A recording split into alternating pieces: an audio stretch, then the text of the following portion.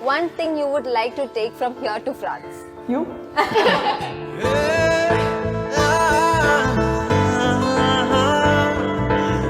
Can you say I love you to him in French? Can you say je t'aime? Je t'aime, Cathy. He's like really caring person, he's kind, his attention. He's always been there for me, whatever we go through.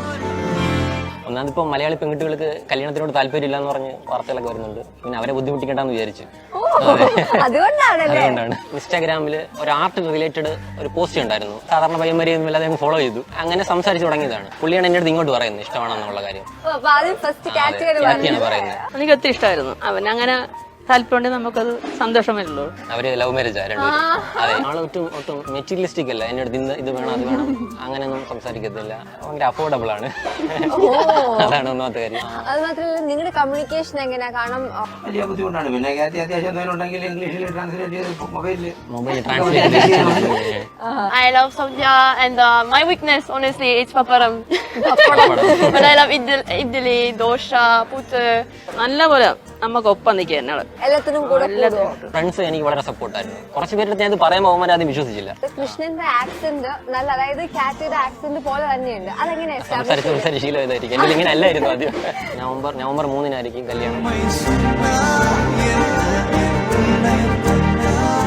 ഒരു French Indian പ്രണയകഥയാണ് ഇത് നമ്മൾ അൺറിവീൽ ചെയ്യാൻ പോകുന്നത്. നമുക്ക് welcome ചെയ്യാം കൃഷ്ണ ശങ്കർ, കാറ്റി, ശങ്കരേട്ടൻ, മഞ്ജു ചേച്ചി.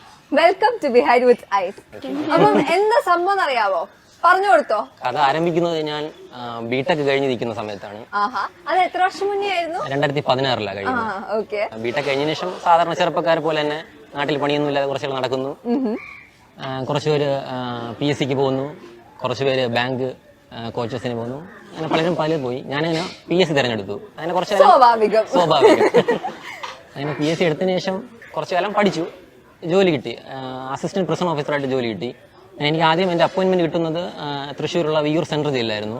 Night duty start ചെയ്യും. അതായത് വൈകുന്നേരം 6 മണിക്ക് കയറുന്നു, അടുത്ത ദിവസം 6 മണി വരെ കണ്ടിന്യൂസ് 24 hour. അതിനുശേഷം തിരിച്ച് കോട്ടേഴ്സിൽ വരുന്നു. അങ്ങനെ ബോറിംഗ് ദിവസങ്ങൾ അങ്ങനെയായിരുന്നു. അപ്പോൾ അങ്ങനെ നിന്നാണ് ഇൻസ്റ്റാഗ്രാമിൽ ഒരു ആർട്ട് റിലേറ്റഡ് ഒരു പോസ്റ്റ് ഉണ്ടായിരുന്നു. അപ്പോൾ അതിൻ്റെ ഇടയിൽ ഞാൻ എന്തോ നൈസ് എന്നോ അങ്ങനെ എന്തോ ഒരു കമൻറ്റ് ചെയ്തു. അപ്പോൾ അതിൻ്റെ ഇടയിൽ വേറൊരാൾ വന്ന് IT ഈസ് അങ്ങനെ ഒരു കമൻറ്റ് ചെയ്തു. ഞാൻ നമ്മുടെ സാധാരണ പയ്യന്മാരെയൊന്നും ഇല്ലാതെ ഫോളോ ചെയ്തു. ഒരാകാംക്ഷ. അങ്ങനെ ആള് തിരിച്ച് ഫോളോ ചെയ്തു. അങ്ങനെ സംസാരിച്ചു തുടങ്ങിയതാണ്. അപ്പൊ അറിയായിരുന്നോ പുറത്ത് ഫ്രഞ്ചുകാരിയാണ് എന്നുള്ള കാര്യം? അങ്ങനെ സംസാരിച്ചു തുടങ്ങിയ ശേഷം അറിയാന്നുള്ള. ആളുടെ പേരൊന്നും അല്ല കിട്ടുന്നത്, വേറൊരു പേരായിരുന്നു. അങ്ങനെ ഫ്രഞ്ച് ആണെന്ന് എനിക്ക് പിന്നെ ഫേക്ക് ആണെന്ന് ഡൗട്ട് ഉണ്ടായിരുന്നു.